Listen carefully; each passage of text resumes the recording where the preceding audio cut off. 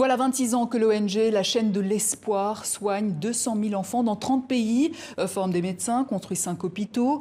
Son fondateur est avec nous, professeur Alain Deloche, bonsoir. Bonsoir. Vous êtes chirurgien cardiaque, cofondateur également de Médecins sans frontières et Médecins du monde, de cette formidable aventure, la chaîne de l'espoir, oui, créée en 1994. Vous en avez fait un livre, Leur vie, c'est ma vie, aux éditions Cherche Midi. On va revenir sur votre livre, mais d'abord un mot sur le coronavirus. D'ailleurs, vous avez choisi de porter le masque, professeur. Oui, je crois que c'est utile. Même si, je le rappelle, la distance sanitaire a toujours été respectée avec nos invités. Un mot donc sur la Covid-19 qui occupe actuellement vos équipes sur place. Comment ça se passe? C'est du jamais vu, premièrement. Deuxièmement, on a une entrave aux soins et au déplacement des enfants vers la France, par exemple. Donc voilà, on observe la même chose qu'en France, c'est-à-dire il y a réquisition des unités intensives pour le Covid-19. Donc je ne veux pas dire que l'épidémie est moins grave, mais quand même. On va revenir sur votre activité principale, oui, la chirurgie cardiaque. Ouvrir un cœur, c'est toucher au sacré, dites-vous. C'est ce que vous faites en les réparant. Comment on se sent à quelques minutes d'une opération du cœur? Concentré. Concentré, mais je veux dire, il n'y a pas d'improvisation. C'est une technique qu'on reproduit, heureusement d'ailleurs. Et bon, il faut garder le contrôle, comme vous. C'est ça, exactement, c'est bien résumé. 10 septembre 2018, oui, premier cœur ouvert du Mali. Il s'agit de Fanta. Oui. C'est le professeur Diarra qui l'opère. Oui. Pour l'occasion, même l'ancien président malien, Amadou Toumani, Amadou Toumani Touré, décide de faire son retour politique alors qu'il était en exil depuis 2012, depuis le coup d'État de 2012. C'est dire l'importance de cette première chirurgicale pour le Mali. Oui, au niveau de la nation. C'était le premier cœur ouvert de l'histoire du Mali. Alors, elle s'appelle Fanta, elle est belle, mais c'est un pas important et l'équipe a été formée en Tunisie et à Dakar, bien sûr.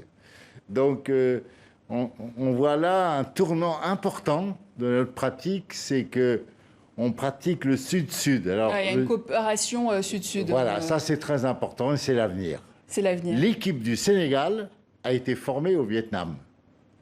Ça, c'est ça aussi, c'est une nouveauté. Ça. Alors justement, concrètement, on va voir ce que ça donne, professeur, oui, direction Dakar, où l'Institut de cœur a été créé il y a 4 ans par la Fondation Cuomo et votre ONG, la chaîne de l'espoir, à l'hôpital Fann.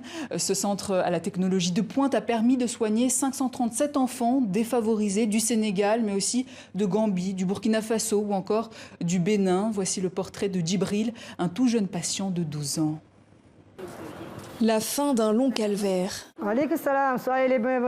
Djibril Bari et son oncle n'ont pas hésité une seule seconde à voyager plus de 6 heures depuis Saint-Louis au nord du Sénégal jusqu'au centre cardiopédiatrique Cuomo à Dakar.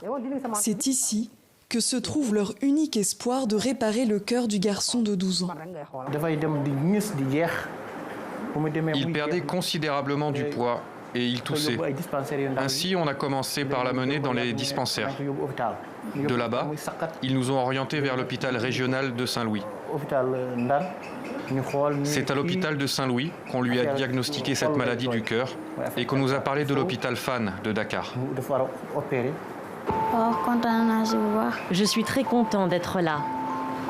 Quasiment chaque mot, chaque effort épuise l'enfant. Djibril souffre d'un dysfonctionnement des valves cardiaques qui peut conduire à la mort s'il n'est pas soigné.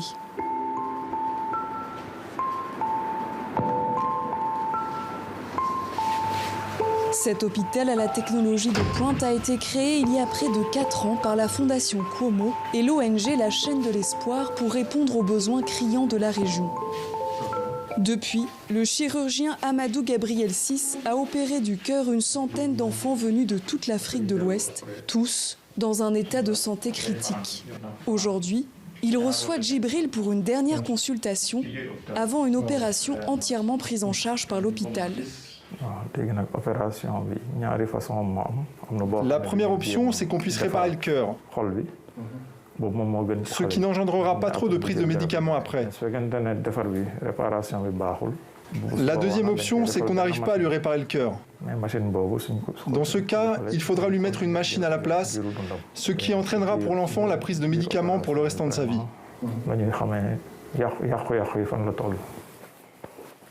À l'origine de cette maladie cardiaque grave, de banales angines non traitées par manque de moyens. Aujourd'hui, dans les pays développés, ces maladies rhumatismales n'existent plus. Parce que tout simplement, les conditions socio-économiques ont été améliorées. En conclusion, c'est une maladie des pays pauvres, malheureusement.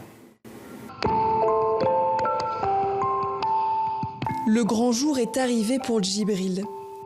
Une opération à cœur ouvert à très haut risque, déjà reportée depuis 5 mois à cause de la Covid-19.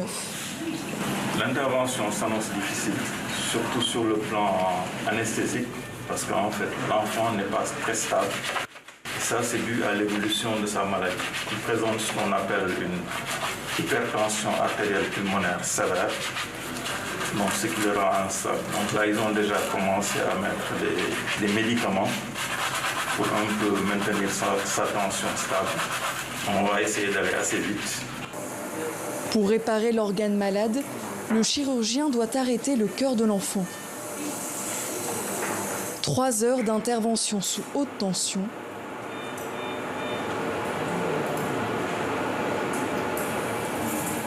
Et le cœur de Djibril bat de nouveau, succès pour l'opération. Direction maintenant la salle de réanimation, où l'enfant va se réveiller avec un cœur quasi neuf.